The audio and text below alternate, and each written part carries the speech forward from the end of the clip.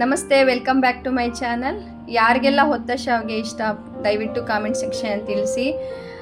ಇಷ್ಟು ಸಿಂಪಲ್ಲಾಗಿ ಇಷ್ಟು ಆರಾಮಾಗೆ ಹಿಂಗೆ ಒಂದಕ್ಕೊಂದು ಅಂಟದೇ ಇರೋ ರೀತಿ ಇಷ್ಟು ಚೆನ್ನಾಗಿ ಸಿಂಪಲ್ಲಾಗಿ ಒಂದು ಶಾವಿಗೆ ಮಾಡ್ಬೋದು ಅಂದರೆ ನೀವು ನಂಬ್ತೀರಾ? ಒಂದು ಸಲ ಈ ವಿಡಿಯೋ ನೋಡಿ ನಿಮಗೆ ಗೊತ್ತಾಗುತ್ತೆ. ಯಾವತ್ತೂ ಶಾವಿಗೆ ಮಾಡೋಕ್ಕೆ ಬರೆದವರು ಕೂಡ ಇಷ್ಟೇ ಚೆನ್ನಾಗಿ ಶಾವಿಗೆ ಮಾಡ್ಬೋದು. ಅದಕ್ಕೊಂದು ಸ್ವೀಟ್ ತೆಂಗಿನಕಾಯಿಂದು ಹಾಲು ಮಾಡ್ತಾಯಿದ್ದೀನಿ, ಮತ್ತು ಒಂದು ಎಳ್ಳಿನ ಪುಡಿ ಕೂಡ ಮಾಡ್ತಾಯಿದ್ದೀನಿ. ಅದು ಕೂಡ ಅದ್ರ ಜೊತೆ ಮಿಕ್ಸ್ ಮಾಡಿ ತಿಂದರೆ ತುಂಬ ಚೆನ್ನಾಗಿರುತ್ತೆ. ಮತ್ತು ಅವರೆಕಾಳು, ಇಸ್ಕಿದ ಅವರೆಕಾಳು ಟೈಮಲ್ಲೂ ಕೂಡ ಇದನ್ನು ಮಾಡ್ತಾರೆ. ಬಟ್ ಸಮ್ಮರ್ ಟೈಮಲ್ಲಿ ಈ ಥರದ್ದೊಂದು ತೆಂಗಿನಕಾಯಿ ಹಾಲು ಮತ್ತು ಅದು ಎಳ್ಳಿನ ಪುಡಿ ಈ ಥರ ಬಿಸಿ ಬಿಸಿ ಶಾವಿಗೆಗೆ ತುಪ್ಪ ಹಾಕಿ ತಿಂತಾಯಿದ್ರೆ ಸಮ್ಮರ್ ಟೈಮ್ಗಂತೂ ಏನು ಹೇಳ್ತಾರೆ, ಹೊಟ್ಟೆಗೂ ತಂಪು, ತಿನ್ನೋಕ್ಕೂ ಸಖತ್ತಾಗಿರುತ್ತೆ. ನನಗಂತೂ ಈ ಥರದ್ದೊಂದು ಶಾವಿಗೆ ಮಾಡಿಕೊಟ್ರೆ ದಿನ ತಿಂತೀನಿ ಅಂತ ಹೇಳ್ಬೋದು, ಅಷ್ಟಿಷ್ಟ. ಈಗ ಇದಕ್ಕೊಂದು ಎಳ್ಳು ಪುಡಿ ಮಾಡಿದ್ದೀನಲ್ಲ ಅದನ್ನು ಫಸ್ಟ್ ಮಾಡ್ಕೊಳ್ತಾ ಇದ್ದೀನಿ.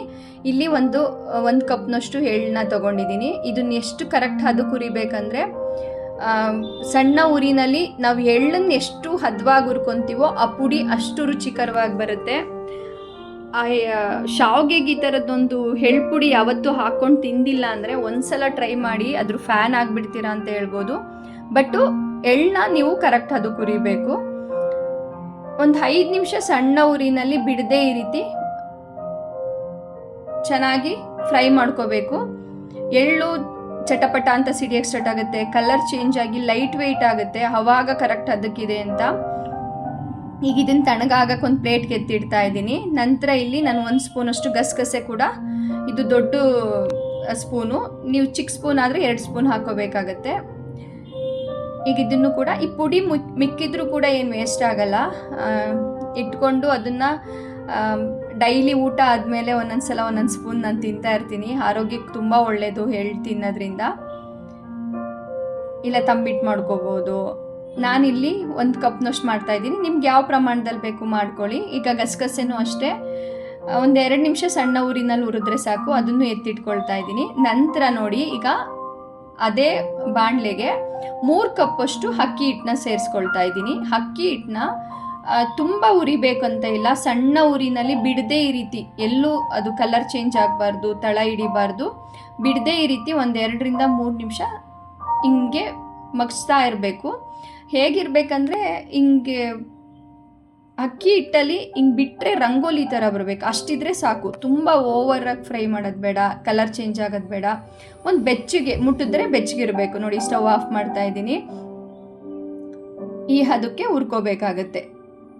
ಈಗ ಅಕ್ಕಿ ಹಿಟ್ಟನ್ನ ನೋಡಿ ಬೆಚ್ಚಗಾದರೆ ಸಾಕು. ಒಂದು 3 ನಿಮಿಷ ಆದಮೇಲೆ ಇದಕ್ಕೆ ನೀವು, ನಾನಿಲ್ಲಿ 1-2 ಸ್ಪೂನಷ್ಟು ಎಣ್ಣೆ ಹಾಕ್ಕೊಳ್ತಾ ಇದ್ದೀನಿ. ತುಪ್ಪ ಹಾಕ್ಕೋಬೋದು, ಎಣ್ಣೆ ತುಪ್ಪ ಏನಾದರೂ ಹಾಕ್ಕೊಳ್ಳಿ. 1-2 ಸ್ಪೂನಷ್ಟು ಹಾಕಿ ನಂತರ ಸ್ವಲ್ಪ ಉಪ್ಪನ್ನ ಸೇರಿಸ್ಕೊಳ್ತಾ ಇದ್ದೀನಿ. ತಣ್ಣಗಾದ್ಮೇಲೆ ಮಾಡಿ ಇದನ್ನು. ಅಕ್ಕಿ ಹಿಟ್ಟು ತಣ್ಣಗಾಗಬೇಕು, ಆವಾಗ ಹಾಕಿ ಎಲ್ಲ ಮಿಕ್ಸ್ ಮಾಡ್ಕೊಳ್ತಾ ಇದ್ದೀನಿ. ಉಪ್ಪು ಮತ್ತು ಎಣ್ಣೆ ಎಲ್ಲದಕ್ಕೂ ಚೆನ್ನಾಗಿ ಮಿಕ್ಸ್ ಆಗಬೇಕು. ಎಷ್ಟು ಚೆನ್ನಾಗಿ ಮಿಕ್ಸ್ ಮಾಡಬೇಕಂದ್ರೆ, ಇದನ್ನೆಲ್ಲ ಹಿಂಗೆ ಮಿಕ್ಸ್ ಮಾಡಿದ್ಮೇಲೆ ಹಿಂಗೆ ಇಡೀ ಹಿಡಿದ್ರೆ ಹಂಗೆ ಕಟ್ಟಕ್ಕೆ ಬರೋ ಥರ ಇರಬೇಕು. ನೋಡಿ, ಈ ಹದಕ್ಕೆ ಇರಬೇಕು, ಆವಾಗ ಕರೆಕ್ಟಾಗಿದೆ ಅಂತ. ಹಿಂಗೆ ಅಂದರೆ ಎಣ್ಣೆ ಹಾಕಿ ಅಥವಾ ತುಪ್ಪ ಹಾಕಿ ನೀವು ಹಿಂಗೆ ಮಿಕ್ಸ್ ಮಾಡಿದಾಗ ಆ ಹದದವರೆಗೂ ಮಿಕ್ಸ್ ಮಾಡ್ಕೋಬೇಕು ಚೆನ್ನಾಗಿ. ಈ ಸ್ಟೇಜಲ್ಲಿ ಕುದಿಯೋ ನೀರು, ಚೆನ್ನಾಗಿ ನೀರು ಕುದಿಸ್ಕೊಳ್ಳಿ. ನಾನಿಲ್ಲಿ ಒಂದು 3 ಕಪ್ಪಿಗೆ ಮೋಸ್ಟ್ಲಿ 1 ಕಪ್ ನೀರು ಸಾಕಾಗ್ಬೋದು. ಚೆನ್ನಾಗಿ ಕುದಿಸಿ ಎಷ್ಟು ಬೇಕಷ್ಟು ಹಂತವಾಗಿ ನೋಡಿಕೊಂಡು ಹಾಕ್ಕೊಳ್ಳಿ. ಫಸ್ಟು ಬಿಸಿ ನೀರನ್ನ ಹಾಕಿ ಹೀಗೆ ಮಿಕ್ಸ್ ಮಾಡ್ಕೊಳ್ಳಿ. ಮಿಕ್ಸ್ ಮಾಡಿದ ತಕ್ಷಣ ಮುಟ್ಟಕ್ಕಾಗಲ್ಲ, ಬಿಸಿ ಇರುತ್ತೆ. 1 ಸ್ಪೂನಲ್ಲಿ ಹಿಂಗೆಲ್ಲ ಮಿಕ್ಸ್ ಮಾಡಿದಾಗ ನೀವು ಅಕ್ಕಿ ಹಿಟ್ಟಿಗೆ ಅಂದರೆ ರೊಟ್ಟಿ ಮಾಡ್ಬೇಕಾರೆಲ್ಲ ಮಿಕ್ಸ್ ಮಾಡ್ತೀವಲ್ಲ, ಅದೇ ರೀತಿ ಹಿಂಗೆ ಮಿಕ್ಸ್ ಮಾಡಿದ್ರೆ ಎಲ್ಲೂ ಹಿಟ್ಟು ಉಳಿಬಾರ್ದು. ಆ ಥರ ನೀಟಾಗಿ ಮಿಕ್ಸ್ ಮಾಡಿ, ನೀರು ನೋಡಿ ಹಂತವಾಗಿ ನೋಡಿ ಹಾಕ್ಕೊಳ್ತಾ ಇದ್ದೀನಿ. ಇನ್ನೂ ಹಿಟ್ಟಿದೆ ಅಂತ ಮತ್ತೆ ಇನ್ನೊಂದು ಸ್ವಲ್ಪ ಸೇರಿಸ್ತಾ ಇದ್ದೀನಿ. ಈಗ ಅದನ್ನು ತಣ್ಣಗಾಗಕ್ಕೆ ಬಿಟ್ಬಿಡೋಣ. ಈಗ ಎಳ್ಳು ಪುಡಿ ಮಾಡ್ಕೊಳ್ಳೋಣ. ಹುರಿದಿಟ್ಕೊಂಡಿದ್ನಲ್ಲ ಎಳ್ಳು, ಅದನ್ನು 1 ಕಪ್ಪಿಗೆ 1/4 ಕಪ್ನಷ್ಟು ಬೆಲ್ಲ ಸೇರಿಸ್ಕೊಳ್ತಾ ಇದ್ದೀನಿ. ನೀವು ಬೆಲ್ಲ ನೋಡಿ ನಿಮ್ಮ ರುಚಿಗನುಸಾರ ಹಾಕ್ಕೋಬೋದು. ಇದು ಬೆಲ್ಲ ಸ್ವಲ್ಪ ಕರೆಕ್ಟ್ ಅದಕ್ಕಿದ್ರೇ ಚೆನ್ನಾಗಿರೋದು. ಆಮೇಲೆ ಇದನ್ನು ತುಂಬ ನೈಸಿಗೆ ಮಾಡಬಾರ್ದು, ಸ್ವಲ್ಪ ತರಿಯಾಗಿರಬೇಕು. ಮಿಕ್ಸಿಗೆ ಹಾಕಿ ಅದನ್ನು ಸೈಡ್ಗೆ ಎತ್ತಿಟ್ಕೊಳ್ತಾ ಇದ್ದೀನಿ. ನಂತರ ಇಲ್ಲಿ 1 ಕಪ್ನಷ್ಟು ತೆಂಗಿನಕಾಯಿ, ಹುರಿದಿಟ್ಕೊಂಡಂತಹ ಗಸಗಸೆ, ಸ್ವಲ್ಪ ಏಲಕ್ಕಿ ಪುಡಿ ಹಾಕ್ಕೊಳ್ತಾ ಇದ್ದೀನಿ. ಏಲಕ್ಕಿ ಪುಡಿ ಇಲ್ಲ ಅಂದರೆ ಏಲಕ್ಕಿ ಕಾಯಿ ಒಂದೆರಡು ಹಾಕ್ಕೊಳ್ಳಿ. ನಂತರ ಒಂದು 3/4 ಕಪ್ನಷ್ಟು ಬೆಲ್ಲ ಎಲ್ಲವನ್ನೂ ಹಾಕಿ ಫಸ್ಟು ಡ್ರೈಯಾಗಿ ಗ್ರೈಂಡ್ ಮಾಡ್ಕೊಳ್ಳಿ. ನಂತರ ಸ್ವಲ್ಪ ನೀರನ್ನ ಸೇರಿಸಿ, ಇದನ್ನು ಅಷ್ಟೇ ತುಂಬ ನೈಸಾಗಿ ರುಬ್ಬಾರ್ದು. ಚಟ್ನಿ ಎಲ್ಲ ರುಬ್ತೀವಲ್ಲ ಆ ಥರ ತರಿಯಾಗಿ ರುಬ್ಬಬೇಕು. ನೋಡಿ ಈಗ ಸ್ವೀಟ್ ತೆಂಗಿನಕಾಯಿ ಚಟ್ನಿ ಕೂಡ ರೆಡಿ ಆಯಿತು. ತೆಂಗಿನಕಾಯಿ ಹಾಲು ಸ್ವೀಟ್ ತೆಂಗಿನಕಾಯಿ ಹಾಲು. ನಂತರ ನೋಡಿ ಈಗ ತಣ್ಣಗಾಗಿದೆ. ಇದು ಚೆನ್ನಾಗಿ ನಾದಿ ನಾವು ರೊಟ್ಟಿ ಮಾಡೋಕ್ಕೆಲ್ಲ ಕಲಿಸ್ಕೊತೀವಲ್ಲ ಆ ಹದಕ್ಕೆ ಕಲಿಸ್ಕೋಬೇಕು. ತುಂಬ ತೆಳುನೂ ಬೇಡ, ಗಟ್ಟಿಗೂ ಬೇಡ. ಈಗ ಇದನ್ನ ಎಷ್ಟು ಚೆನ್ನಾಗಿ ನಾದಿ ಕಲಿಸ್ಕೊತೀವೋ ಅಷ್ಟು ಚೆನ್ನಾಗಿ ಬರುತ್ತೆ ಶಾವಿಗೆ. ಈ ರೀತಿ ಒಂದು 3-4 ನಿಮಿಷ ಚೆನ್ನಾಗಿ ನಾದಬೇಕು. ಈಗ ಎಷ್ಟು ಚೆನ್ನಾಗಿ ನಾದ್ತೀವಿ ಇದನ್ನು ಈ ರೀತಿ ಅಷ್ಟು ಸಖತ್ತಾಗಿ ಬರುತ್ತೆ ಶಾವಿಗೆ ಅಂತ ಹೇಳ್ಬೋದು. ಈಗ ನೋಡಿ ಆಯಿತು. ಮೇಲ್ಗಡೆ ಸ್ವಲ್ಪ ತುಪ್ಪ ಹಾಕ್ಕೊಳ್ತಾ ಇದ್ದೀನಿ, ಇಲ್ಲ 1 ಸ್ಪೂನ್ ಎಣ್ಣೆ ಹಾಕ್ಬೋದು. ನೋಡಿ ಇಷ್ಟು ಮೃದುವಾಗಿರಲಿ, ತುಂಬ ಗಟ್ಟಿಗೂ ಇರಬಾರ್ದು. ನಾವು ರೊಟ್ಟಿ ಹಸಿಟ್ಟೆಲ್ಲ ಕಲಿಸ್ಕೊತೀವಲ್ಲ ರೊಟ್ಟಿ ಮಾಡೋಕ್ಕೆ ಆ ಥರ. ಈಗ ಸ್ಟೀಮರ್ಗೆ ಇಡೋಕ್ಕೆ ನೀವು ಈ ಥರದ್ದೊಂದು ಪ್ಲೇಟ್ ಮೇಲೂ ಡೈರೆಕ್ಟು ಮಾಡ್ಕೋಬೋದು, ಇಲ್ಲ ಇಡ್ಲಿ ಪಾತ್ರೆಯಲ್ಲಿ ನೋಡಿ ಈ ಥರ ನಾನು 2 ರೀತಿ ತೋರಿಸ್ತಾ ಇದ್ದೀನಿ ನಿಮಗೆ ಯಾವ್ದು ಅನುಕೂಲ ಆ ರೀತಿ ಮಾಡ್ಕೊಳ್ಳಿ. ಈಗ ಚಕ್ಲಿ ಒಳಗೆ ಫಸ್ಟು ತುಪ್ಪ ಸರಬೇಕು. ತುಪ್ಪ ಅಥವಾ ಎಣ್ಣೆನ ಎಲ್ಲ ಕಡೆ ಸರ್ವಿ. ನಂತರ ನೋಡಿ ಈ ಥರ ನಾನು ಸಣ್ಣದು ತೊಗೊಳ್ತಾ ಇದ್ದೀನಿ. ಆ ಪ್ಲೇಟ್ನ ಅದರೊಳಗಡೆಗೆ ಹಾಕಿ ನಂತರ ಇದು ಒಂದು 3/4 ಭಾಗದಷ್ಟು ಅದಕ್ಕೆ ಚಕ್ಲಿ ಹೊಳ್ಳಿಗೆ ಸೇರಿಸ್ಕೊಳ್ತಾ ಇದ್ದೀನಿ.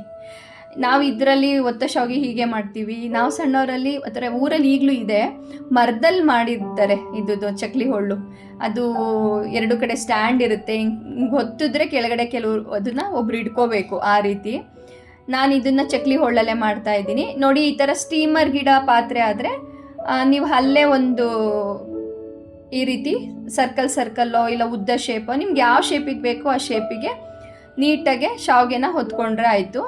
ನನಗಿದನ್ನು ಒಂದು ಪ್ಲೇಟಿಗೆ ಹೊತ್ತುತ್ತಾ ಇದ್ದೀನಿ. ನೋಡಿ ಒಂದು ಸಲದ್ದು ಒಂದೇ ಇದಾಗಬೇಕದು ಆ ರೀತಿ.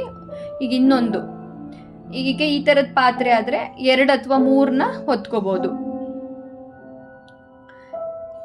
ಈ ಥರದ್ದು ನಿಮಗೆ ಸ್ಟೀಮರ್ ಪ್ಲೇಟ್ ಇಲ್ಲ ಅನಿಸಿದ್ರೆ ಇಡ್ಲಿ ಪಾತ್ರೆ ಬರುತ್ತಲ್ಲ, ಇಡ್ಲಿ ಪಾತ್ರೆಯಲ್ಲಿ ಆ ಇಡ್ಲಿ ಏನು ಶೇಪ್ ಇದೆ ಆ ಶೇಪಿಗೆ ಹೊತ್ತಿದ್ರೆ ಆಯಿತು. ಮಕ್ಕಳಿಗೂ ಖುಷಿ ಆಗುತ್ತೆ ಆ ಥರ ಮಾಡಿಕೊಟ್ರೆ. ಆ ಇಡ್ಲಿ ಶೇಪಲ್ಲಿ ಚಿಕ್ಕದು ನೋಡಿ ಅದೊಂದು ಆಯ್ತಲ್ಲ. ಅದನ್ನ ಈಗ ಫಸ್ಟು ನೀರು ಕಾಯಬೇಕು. ನೀರು ಕಾದ್ಮೇಲೆ ಇಡ್ಲಿ ಪಾತ್ರೆಗೆ ಇಡ್ತಾ ಇದ್ದೀನಿ.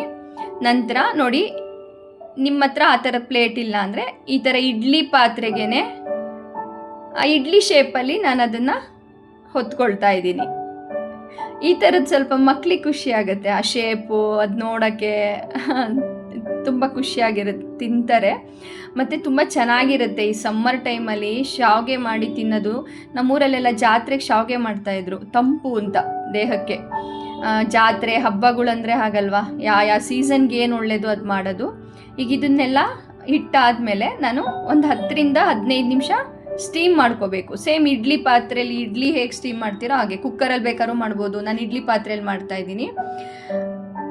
ಈಗ ನೋಡಿ ಆಫ್ ಮಾಡಿ ತಕ್ಷಣ ತೆಗಿಯೋಕ್ಕೆ ಹೋಗಬೇಡಿ, ಸುಡುತ್ತೆ. ನೋಡಿ ಈಗಲೇ ತೆಗೆದು ತೋರಿಸ್ತಾ ಇದ್ದೀನಿ. ಎಷ್ಟು ಚೆನ್ನಾಗಿ ಬಂದಿದೆ ಅಂದರೆ ಒಂದಕ್ಕೊಂದು ಅಂಟ್ತಿಲ್ಲ. ನೀವು ಯಾವತ್ತೂ ಈ ಥರದ್ದೊಂದು ಶಾವಿಗೆ ಮಾಡಿಲ್ಲ ಅನ್ನೋರು ಕೂಡ ಮಾಡಿಬಿಟ್ರೆ ಇದ್ರ ಫ್ಯಾನು ಆಗ್ತೀರಾ. ಇಷ್ಟು ಈಸಿಯಾಗಿ ಮಾಡ್ಬೋದಾ ಅನ್ಸಕ್ಕೆ ಸ್ಟಾರ್ಟ್ ಆಗುತ್ತೆ.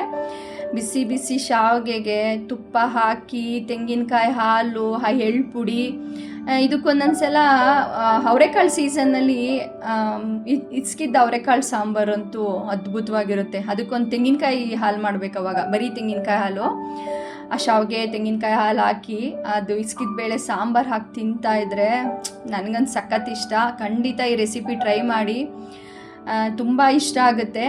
ಅದನ್ನೀಗ ನಾನು ಎಳ್ಳು ಪುಡಿ ಮತ್ತು ತೆಂಗಿನಕಾಯಿ ಸ್ವೀಟ್ ಹಾಲು ಜೊತೆ ಬಡಿಸ್ತಾ ಇದ್ದೀನಿ. ಅದಕ್ಕೆ ಬಿಸಿ ಬಿಸಿ ತುಪ್ಪ ಹಾಕಿ ಮೇಲ್ಗಡೆ ಬರೀ ತೆಂಗಿನಕಾಯಿ ಸ್ವೀಟ್ ಹಾಲು ಹಾಕ್ಕೊಂಡು ತಿನ್ಬೋದು. ಎಳ್ಳು ಪುಡಿ ಎಳ್ಳು ಫ್ಲೇವರ್ ಇಷ್ಟಪಡೋರಾದರೆ ಎಳ್ಳು ಪುಡಿನೂ ಮಾಡ್ಕೊಳ್ಳಿ. ಖಂಡಿತ ನಿಮ್ಗೆ ಈ ರೆಸಿಪಿ ಇಷ್ಟ ಆಗುತ್ತೆ. ಇಷ್ಟು ಆರಾಮಾಗಿ ಇಷ್ಟು ಈಸಿಯಾಗಿ ಶಾವಿಗೆ ಮಾಡ್ಬೋದು ಅನಿಸುತ್ತೆ. ಮಾಡಿದ ಮೇಲೆ ಕಾಮೆಂಟ್ ಸೆಕ್ಷನ್ ತಿಳಿಸಿ. ಈ ವಿಡಿಯೋಕ್ಕೊಂದು ಹೈಪ್ ಕೊಡಿ, ಲೈಕ್ ಕೊಡಿ, ಶೇರ್ ಮಾಡಿ. ಫಸ್ಟ್ ಟೈಮ್ ನೋಡ್ತಿದ್ರೆ ನಮ್ಮ ಚಾನಲ್ ಮಿಸ್ ಮಾಡದೆ ಸಬ್ಸ್ಕ್ರೈಬ್ ಮಾಡ್ಕೊಂಡು ನೋಡಿ, ಸಪೋರ್ಟ್ ಮಾಡಿ. ಯಾವಾಗಲೂ ಅಷ್ಟೇ. ಮತ್ತೆ ಸಿಗುವ ನೆಕ್ಸ್ಟ್ ವಿಡಿಯೋದಲ್ಲಿ. ಬಾಯ್.